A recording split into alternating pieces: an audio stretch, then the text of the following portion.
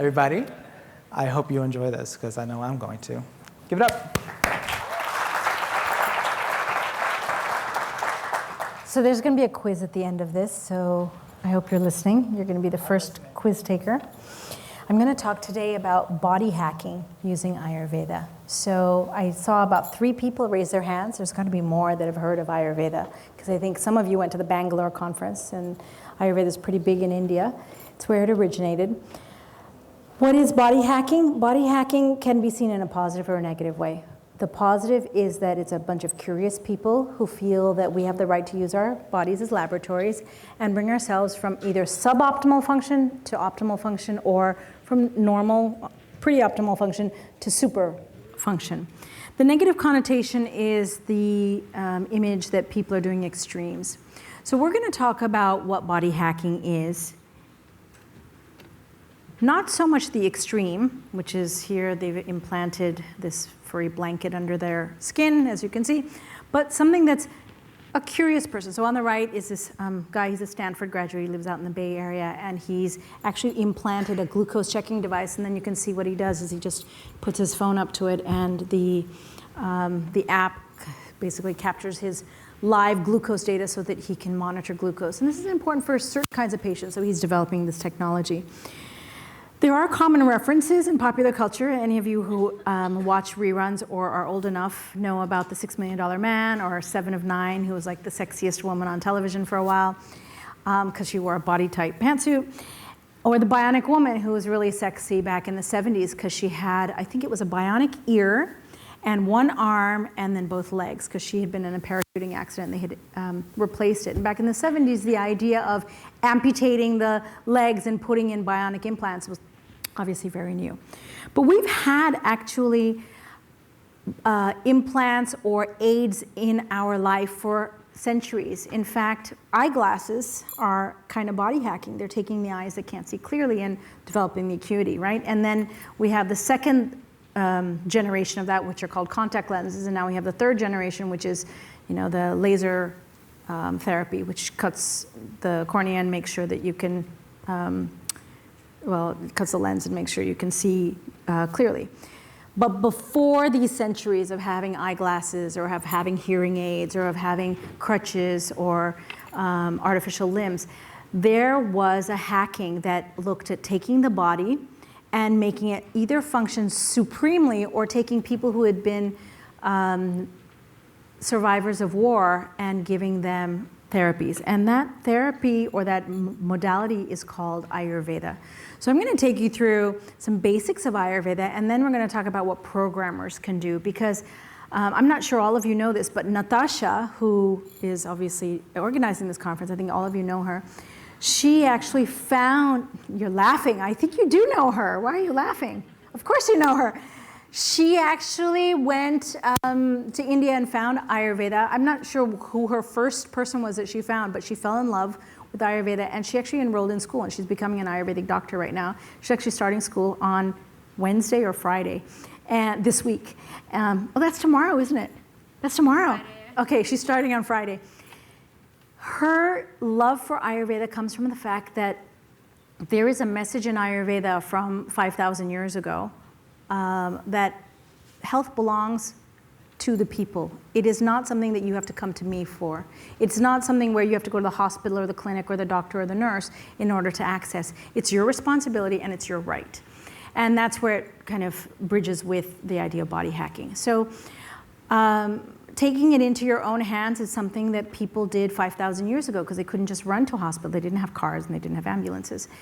And the idea that this medicine system has been practiced continuously, it's the only system of medicine known that has been practiced continuously from, they say 5,000 years because that's when it was recorded, but it's probably longer than that.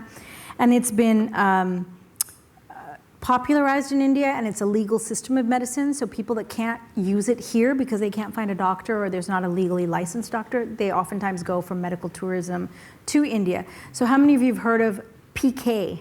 Panchakarma? How many of you heard of that? Yeah, so people are, oh, wow, you look so fabulous. What'd you do? I went for PK. I went to India. I went to South India, and I was in Kerala, or I was in Bangalore, and I got this treatment done.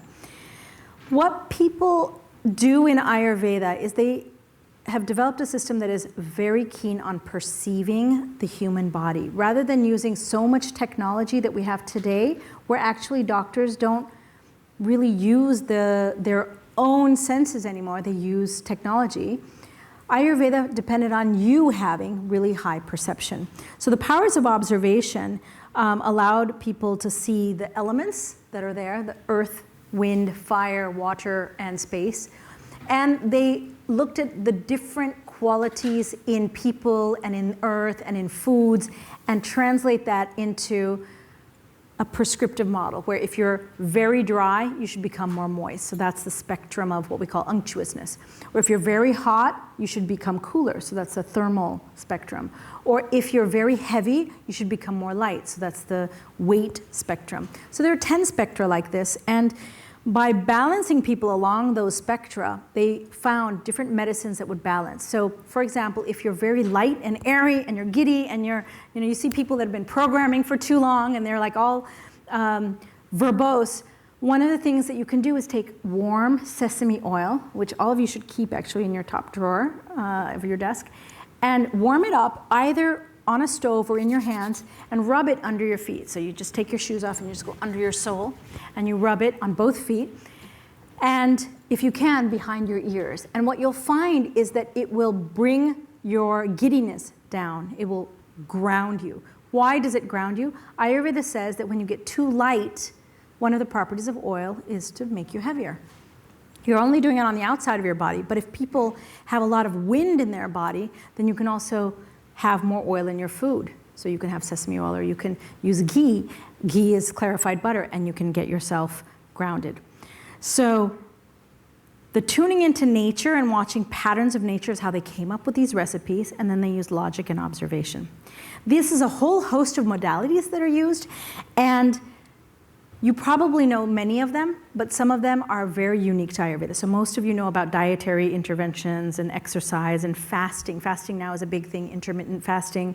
It's also easier when you're working really hard to say, okay, I fast 15 hours a day and I just have 1 or 2 meals because it saves on time. But actually fasting can be very good for people. But for programmers, it's important that you not fast too much because you have too much lightness in your body already because you're already moving your mind all the time.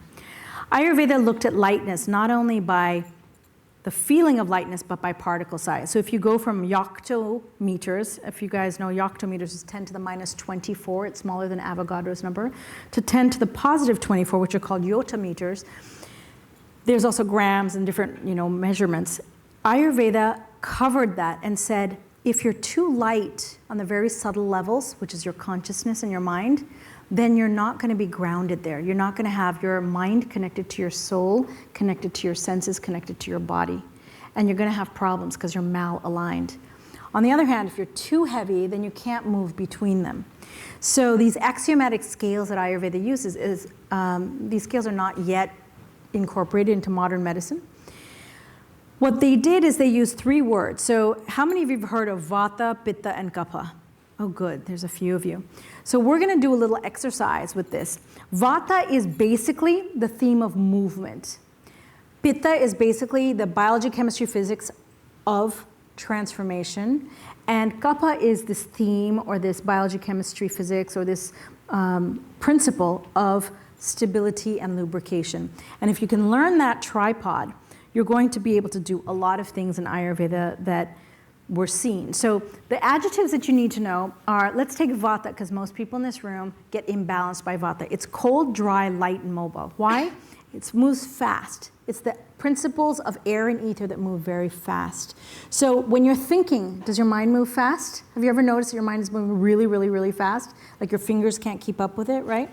Or you're talking to someone and you feel like your mouth is really slow because you're thinking very fast, or someone else is thinking very quickly. It is a tendency of doctors as well, but most of the programmers that I know that are just thinking so fast that they can't slow down. And the complaints of my patients that come in say, I feel anxious if I can't get enough done. At the end of the day, I don't know how to stop. I have insomnia, I go to bed and I can't sleep. When I'm tired, I can't lie down because I have work to do, and then by the time I finish my work and I can lie down, my mind won't rest. In the morning, I feel groggy, but once I get going, I can't stop. I don't know how to meditate. I can't quiet my mind. My boyfriend took me to a yoga class and I couldn't slow down. This is all Vata. So Pitta is about having too much heat, and that's the second thing that I find in programmers because they don't take care of their digestive systems very well. So many people, it said something like 40% of programmers have irritable bowel syndrome. So they get cramps, they get diarrhea, or they have alternating diarrhea and constipation, and they just move between the two, and the cycle is sometimes a week apart, and sometimes it's like a few days, 2 days here, 2 days there. And this irritation keeps them, it's basically putrefaction of food and then an inflammation that builds up. And so they have this chronic time of having their gut not be clean because it's filled with mucus and old food. And then they're not pooping properly. And so they have a lot of phlegm. So their gut bacteria are off and the inflammation starts creating problems. And it creates all kinds of problems. So every itis you can think of, itis means inflammation and oma means cancer. So the itises build up in their body and they'll get chronic uveitis, which is in their eye, or blepharitis, which is their eyelids, or they'll get gastritis, which is in their stomach, or colitis in their colon, and this builds up. And Ayurveda says it's because your Vata is already off because you're moving too fast, and then your digestion, your fires are off, your transformation of enzymes and of metabolism is off. Kapha is more about lubrication and stability, and it's the third principle that allows you to kind of stay grounded in your material form, which is your body. So we're going to do 4 quick ways to know what your dosha is. How many of you know what your primary dosha is? A few of you, okay. So for the people that have never done this before, you've never seen Vata, Pitta, Kapha. So if you look at your wrists, just hold them up, everyone hold them up, and then look around you and see, uncover them so that in case they're, right? And see who's got really skinny wrists. If you have really skinny wrists, you're more of a Vata person in your normal way when you were born. Okay, we're gonna talk about your normal and then your like abnormal. If you're really skinny, you're more of a Vata person, so you check the Vata box. I'm kind of between Vata and Pitta. My wrists, if you can see them, are kind of skinny, but they're not really skinny. There's a bone there that you can see pretty easily. I saw someone at the conference yesterday who has nice Kapha wrists, which are really thick. So, maybe you can look around and see who's got thick wrists. So that's one way of knowing. And you're gonna take the average. So I'm basically a Pitta Kapha, because I tend to move between, like I'm pretty much Pitta, but my secondary is Kapha. The second is you look at your neck. So take off your, big scarves or cowl necks and look at your neck. So just for example, he's got a really strong, thick neck. He's got a nice girth and a width. If you look at Oprah Winfrey, she's got a nice, thick neck. It's very strong, right? You're not gonna be able to like take him and twist his neck and kill him easily. If you look at who's the woman from Breakfast at Tiffany's, what was her name? Audrey Hepburn, exactly, okay. So she had a very long, very long neck. That's a very Vata neck. And if you have something that's kind of in between, you have a Pitta neck. So you got 2 out of 4 done, so you should know, and if you're 1 on this and 1 on the other, we'll talk about that in a second, because most people are not 1. They're usually a combination of 2, like I'm a Pitta Kapha. The third is your shoulder width. So I have pretty wide shoulders. For my body size, they don't look too narrow and they don't look even. They're kind of almost too wide. So if you look around and see, like you've got wide shoulders, you've got wide shoulders, you all 3 are like normal, medium shoulders. I'm looking for a thin-shouldered person. There's got to be someone that's got really narrow shoulders. The width is very narrow. That's a Vata person. So I'm more of a Pitta person. And then the last is your jawline. The people that are very sharp jawline are more Vata. The people that are more square are Kapha. And the ones that are in between, like an oval shaped, are Pitta. So everyone's going like this. So you can look in the mirror and see which one you are. And then you compare that with a few other parameters that are your gut. Like I have this, yesterday I was teaching some of the students at the Q&A, the A, B, C, D, E, F to assess yourself. So if you want to know how your body is doing after you take any therapy, A is for appetite, B is for bowel movements, C is for your cravings, D is for your drowsiness, E is for emotions and how well you manage your emotions, and F is for fatigue. So if you have that ability to assess yourself, you can kind of figure out if you're more Vata, more Pitta, or more Kapha. So now we're going to do some applications to that. I know that learning doshas in 5 or 8 minutes is not complete, but at least if you have an idea of how Ayurveda thinks about it, they're thinking of whether or not you have more tendencies for cold, dry, light, mobile, rough, or whether you tend to be more slow and heavy and more grounded. Or if you're heated and acidic and sharp and very goal-oriented and always hot. And those are balanced by the opposite of the adjective that I just said. So insomnia is a very big problem with people who work abnormal hours, and it has to do with the sleep cycles. The lack of sleep or the inability to stay asleep. And what I did is I just listed out a whole bunch of the different therapies that I give to people who have insomnia. And they're natural, as the person that introduced me said. So I like using natural therapies, even though I have a prescription pad, because what I learned in medical school, I also did PhD work in pharmacology and neuroscience. And I know about drugs better than most physicians, most clinicians. Most of them have side effects. And so what I found myself doing is giving a drug and then giving a second drug to take care of the side effect from that first drug, and then a third to take care of the side effect from the second drug, and a fourth to take care of the side effect. So it would go in a circle, and I knew I was doing it, but that's how we were taught. When I discovered Ayurveda, I found that people could use sesame oil and rub it under their feet, or they could use Brahmi, which is an herb that is found. It's Centella asiatica, or there's actually a couple of different herbs. And there's one for nightmares called Jatamamsi. And these, if you give them in the right way with either hot water or hot milk, or sometimes you give it with some oil, these actually help people without giving them side effects. And I really like that. And it seemed just much more natural to what we want to do is take someone toward a cure without a lot of residue along the side. So if you haven't learned sleep hygiene, you should, whether or not you have insomnia problems, because as people get older, it's really important that they sleep soundly and they sleep well. And so aiming for 9:50 as a bedtime is really good. How many of you guys go to bed at 9:50 in the evening? There's a few of you, yeah. And you find yourself more productive if you can do that, actually. And being able to enjoy the early morning, they say greeting the sun before he comes to your door is the best way to live life. And so there's actually science now. The Nobel Prize was given for clock genes a few years ago. And they found that the molecules made in one organ pass down to the next one, which pass down to the next one. There's like a factory going on. And if you're out of sequence and this organ's making things before this one, and then this one, and then this one, you're out of balance. That's when a lot of your problems happen in your body. So the idea of these clock genes was correlated with this word that came out in German, Zeitgeber. I don't know if, is it Zeitgeber? I don't know.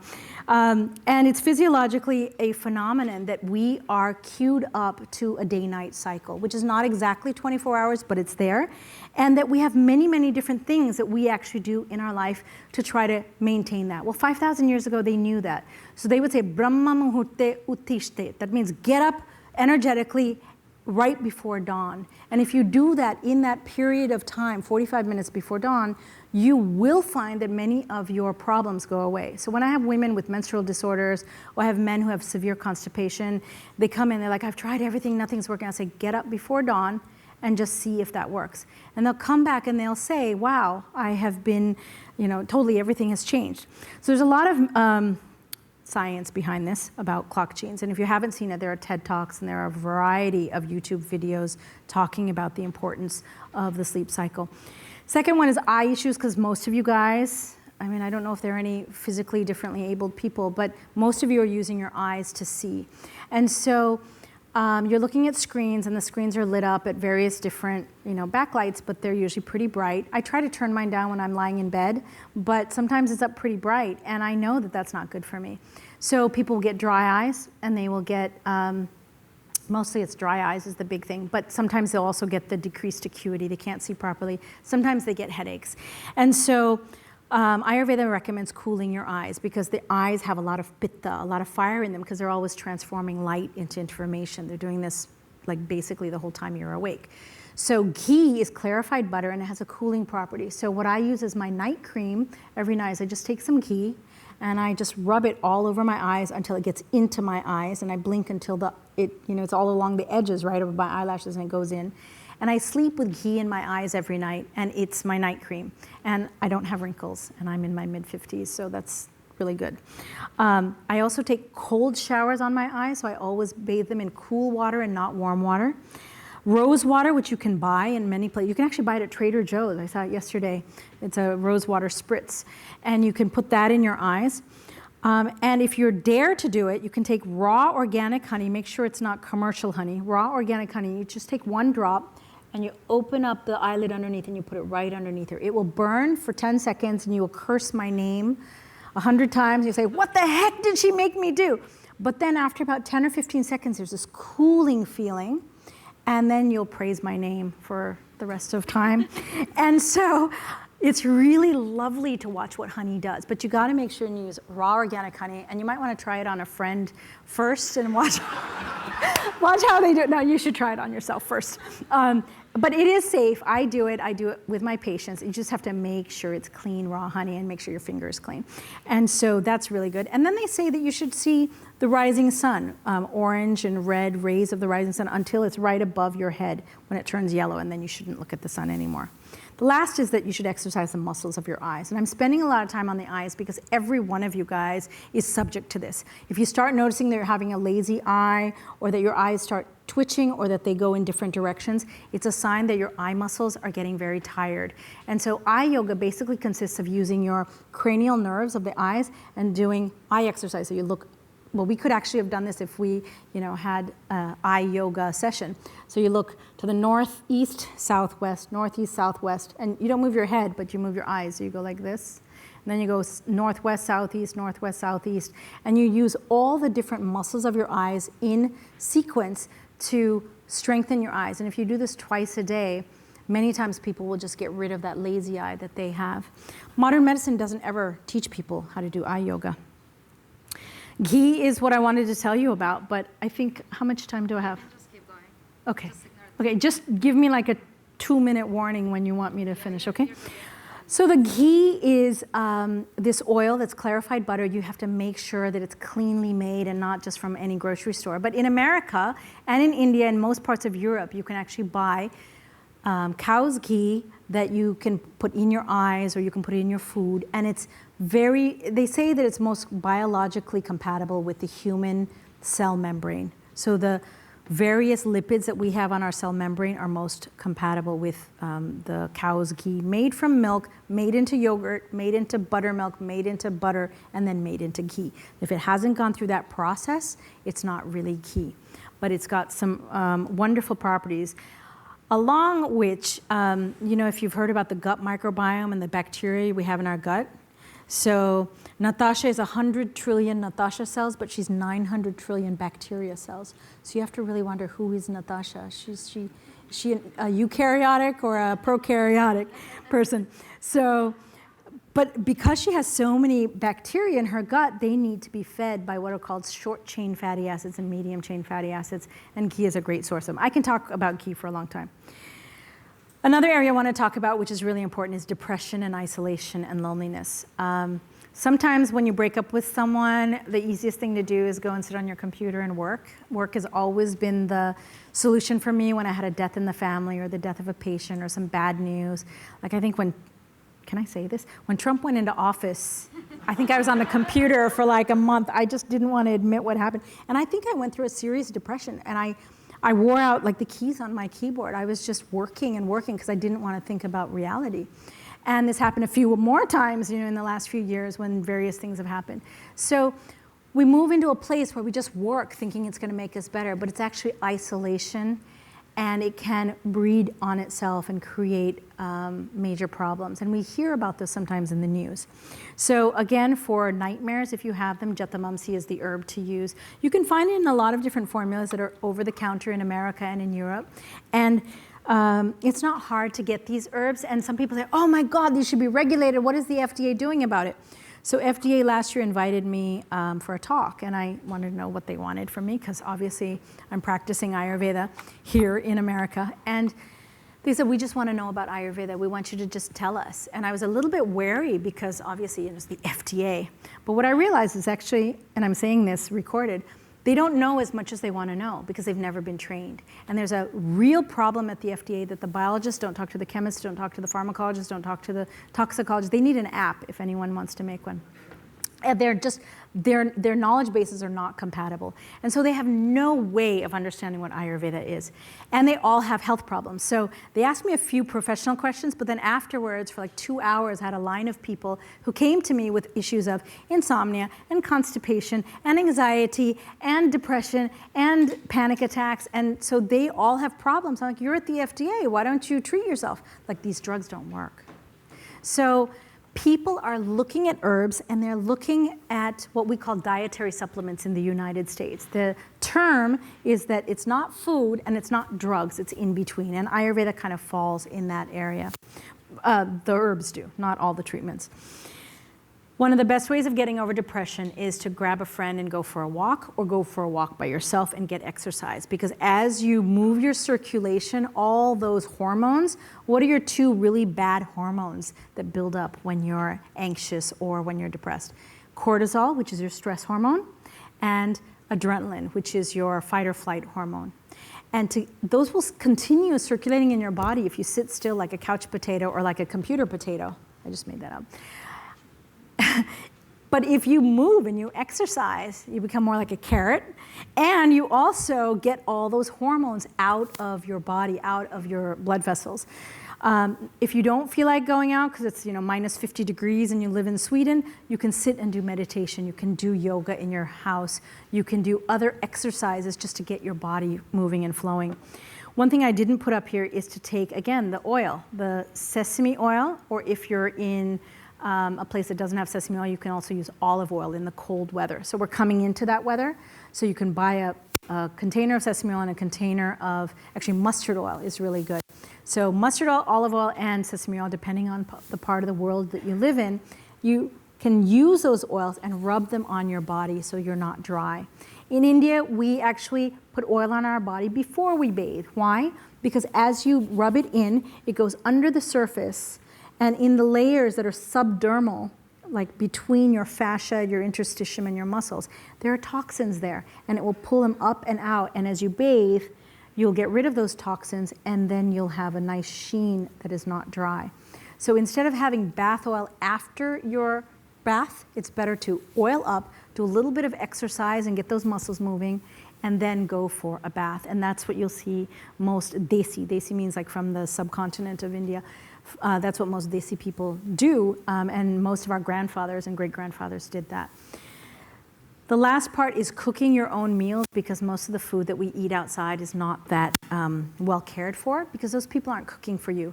It's very easy for me to make food in a restaurant in the back and never know who it's getting served to. And I've just used old oil, rancid oil, bad meat, or bad bread, or bad, frozen icky vegetables. It's very hard to feed your own loved ones that way, or your guests that way. So when you cook at home for yourself, you are doing much more than you realize, to take care of yourself. And that doesn't mean taking a frozen dinner out of the freezer and sticking it in the microwave. I'm talking about actually buying the vegetables or buying the grain or protein and cooking it yourself. The last one is replacing the trace minerals. And so when I went back to India, I got a Fulbright in 2013, and then the dean of the college asked me to stay and do a PhD. So I stayed there, and I focused on Rasa Shastra. So if you've never heard of, how many people have heard of Rasa Shastra? Oh, there's a few of you, good. It's a science of how you take metals and trace minerals and turn them into medicines. So the easiest one is to think about anemia. What's the metal that we would replace? Iron, exactly. Or if you have a liver disease, what's the metal you would replace? It'd be iron and copper, right? And there's zinc that goes into our body. There's a little bit of gold, they say, that goes into our immune system. They say we have a little small spot of silver within us as well. That's an antimicrobial, because as you know, silver nitrate is very good for killing bacteria. So we have metals in our body. We also have a lot of calcium and other non-traditional metals that we don't think of as metals. If you have a chemistry background, you know what I'm talking about. Ayurveda from the 8th century had perfected the art of taking these trace minerals and getting them back into the body. So that you produce something called Ojas, which is the ultimate optimal health. So anyone who remembers when they were like at the top of their game, back in the day when you were an Olympic swimmer, or just before you gave birth to your first child, or just when you finished, the track meet before you injured your leg, or whatever that event was in your life where you were at the top of your game, that was when you had your ojas, your sense of both strength, which is called bala, and your vyadik shamatva, which is your sense of being able to keep disease at bay, resist disease. We call that immunity. So I had gone to actually study this immunity, and that is your goal for your life. If you can keep your ojas up, you actually don't get old. So when people say, oh, well, that's just age, that's just getting old. I live in Benares when I'm not in New York, and there are people there that live, you can come and see them with me. They're 150, 180 years old. They don't want to be seen. They don't want to be in the Guinness Book of World Records. They just live very healthy, quiet, slow and steady lives. And they have incredible glow about them, which is that ojas, that, I think all of us, what we want is not to be younger again. We want to be vital. We want to have what they call mojo, right? Like, even when I'm 60, I want to be attractive, more attractive than I was when I was 35. And I don't just mean physically or sexually attractive, I mean mentally and intellectually and psychically attractive. And that combination of things that keeps you glowing and keeps you well and attractive is ojas.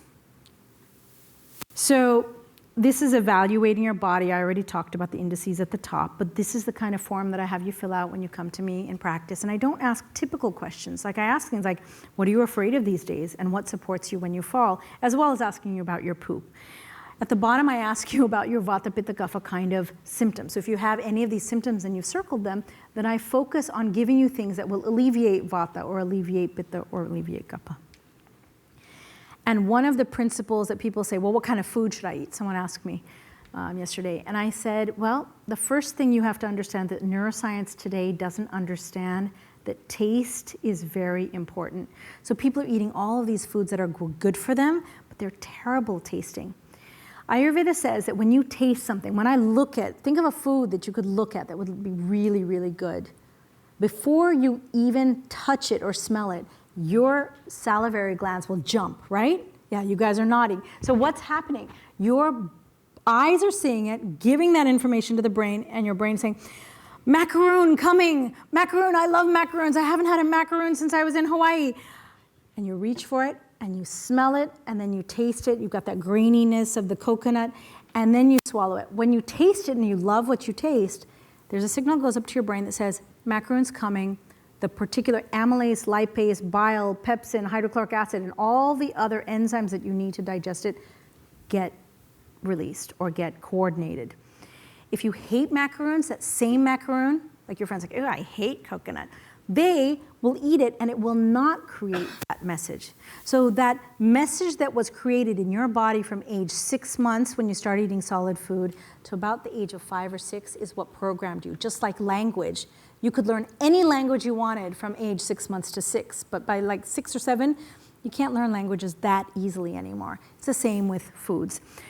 Ayurveda says that if you want to heal, the first thing you need to do is really taste your food. And that means don't be like, on the phone or watching TV while you're eating. Look at your food and say, you are going to become me, right? You are what you digest. So I'm going to digest you and put you into my body, and I'm going to really taste you. And if you taste it and you enjoy really good food, that's the first step of bringing nutrients into your body. So I think many of you know about the gut microbiome. If you don't, you should look it up on, whatever your favorite place is to go for information, and just learn that there are 900 trillion bacteria for every 100 trillion of you. Another application is to make sure you have exercise. So there was a study done that said, oh, well, if you exercise 1 hour 3 times a week, you'll be well. Someone else said, well, we looked at those people and they still got sick. They still had strokes. They still had heart attacks. They still, had all kinds of bad outcomes. What is the key? The key is to keep moving more regularly. It's not 1 hour of exercise, 8 hours of sleep, and then the rest of it sitting at a desk working. It's half an hour of exercise, working for 2 hours. Half an hour of going for an errand, working for 2 hours. Half an hour of cooking your food, sitting down for 3 hours. Half an hour of walking or running or biking or swimming, sitting down for a few hours. An hour or a half hour, 15 minutes of yoga, sitting for 2 hours. I don't know if that was 24, but that idea of moving and then resting, moving and then resting, is not the nomadic and then sedentary lifestyle. It's a continuous movement lifestyle, and that is what seems to be creating health. And if you think about it, that's what the farmers did. That's what all the people before they had computers and desks and TVs did. They moved because they had to move. They didn't just sit in cars all the time. So move it or lose it, got to move your joints. If you want to keep it really simple, because you always forget, think about the 14. Just put 14 in your calendar somewhere. So what are the 14? Your wrists. You guys can do this with me. Wrists. Elbows. Don't hit the person next to you. You can do chicken or you can do back and forth. Just move your elbow in all the different ways that the elbow moves. And then your shoulders, roll them up, roll them back. And then do the same. I don't know if you can do it sitting down, but your ankles you can do, right? Your knees you can probably do, and your hips, right? So hips, best is to do like a butterfly pose where you sit down, you move your hips in and out. And then do your lower back, so bend that a little bit, and your neck. So you got 3 times 4, 12, and then the back 2. If you can do that every day, you're going to move your joints, and you're going to actually prevent arthritis. You can also do these poses like these dogs. I was so happy when I saw these. I knew I was going to use them for the slides. These are a whole bunch of different poses that are used in Ayurveda, in yoga, sorry. If you do a good yoga practice, and you don't have to do it in a group, you can do it by yourself. Yoga is designed so you move all your joints, and you move all the organs within your joints.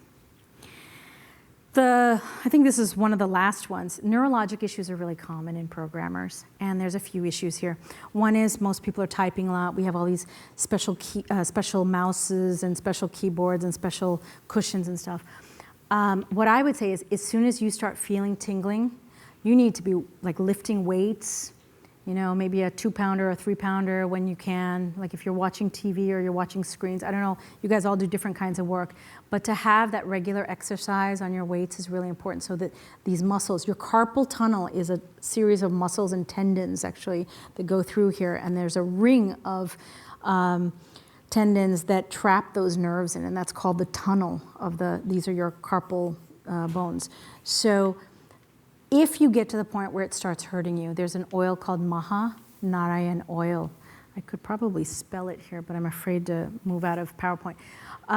Maha is M-A-H-A, Narayan, which means sustainer of life, N-A-R-A-Y-A-N. You can order it online, and I tell people to warm that up and put it right around your wrists. And I've seen a couple people here at this conference that came to me and told me they have like carpal tunnel issues or they have tingling in their fingers and they can't figure out what it is. And if you haven't had a stroke and you're not 70 years old and you've got this going on, it's not absolute that you have carpal tunnel, but it could be. And you should just, you know, you can use the oil. All it does is it just rejuvenates your neuromuscular system. And it's a really nice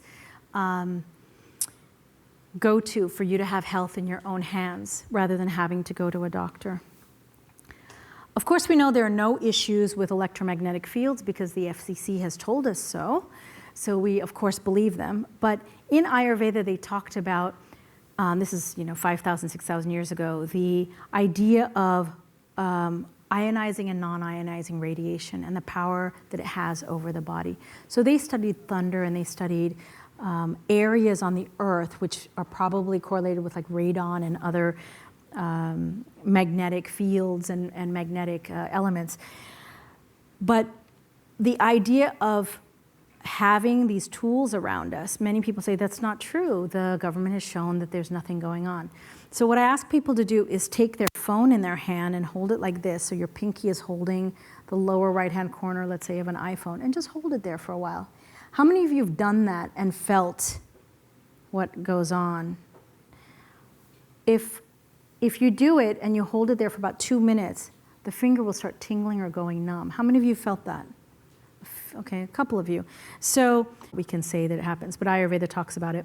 This is one of the premier people doing the research on it, and I put her name up there because if you actually do have a quiet interest in this, there are people that are electromagnetically and like they're called Wi-Fi sick, and they cannot tolerate Wi-Fi. They cannot tolerate the fields of energy that we are all subject to in New York.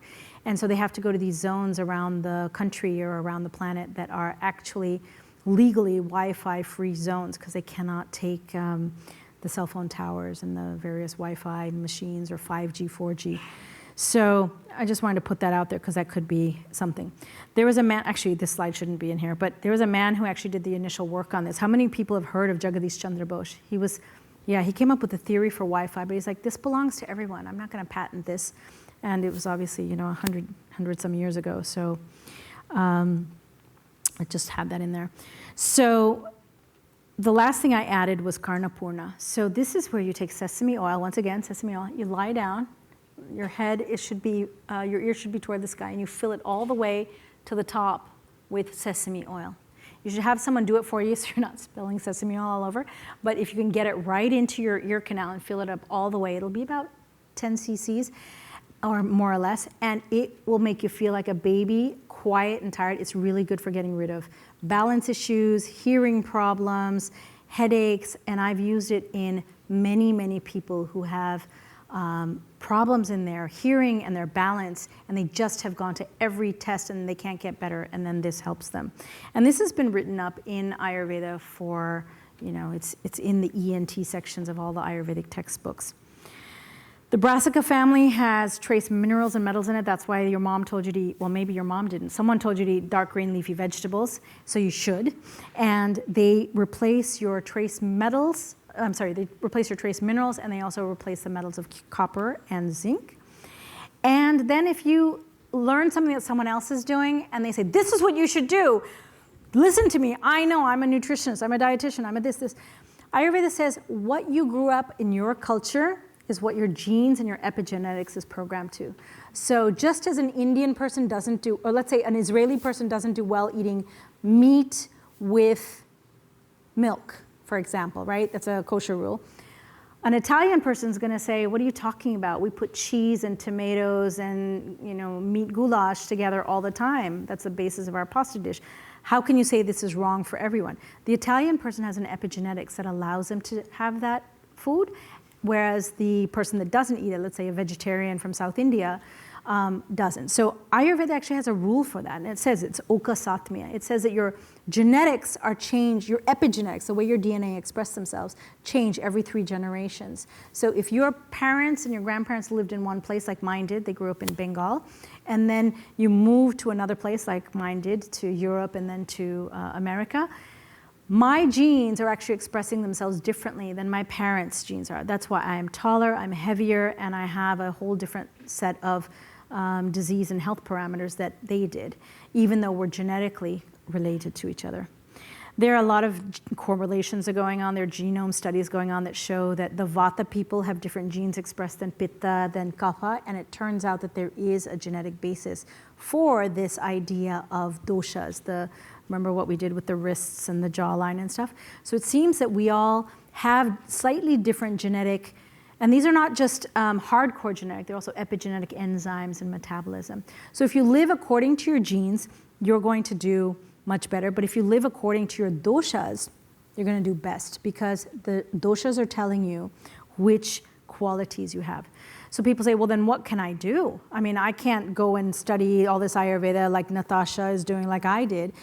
How am I going to learn this? So this idea of having a routine that everyone can follow is what I mentioned in the beginning. It's called dinacharya. Din means daily, and acharya is like a routine. And this dinacharya tells you to do a whole bunch of things. There's actually 42 things. I went and researched them during my Fulbright in India in these like ancient Sanskrit textbooks, and every book talked about different things that you should do in different parts of the country and different seasons. And I put them together by themes and made them practical so that you can follow them. So these are some of them culled from that book. And I don't know if we'll have time for questions, but I thank you for your attention. And I hope that if you've learned anything about Ayurveda, you can apply it to your body, see it work on you, and use yourself as a laboratory, because that's ultimately the way in which you will benefit from it. So Ayurveda says that your health belongs to you, and I invite you to take responsibility first and try things for yourself. And then, of course, go to the doctor, but really try to understand your own body so that you can take your health back into your own hands and your own heart. And I wish you all a very healthy life and a very healthy and happy travel back to whichever place you're going to go next. Thank you.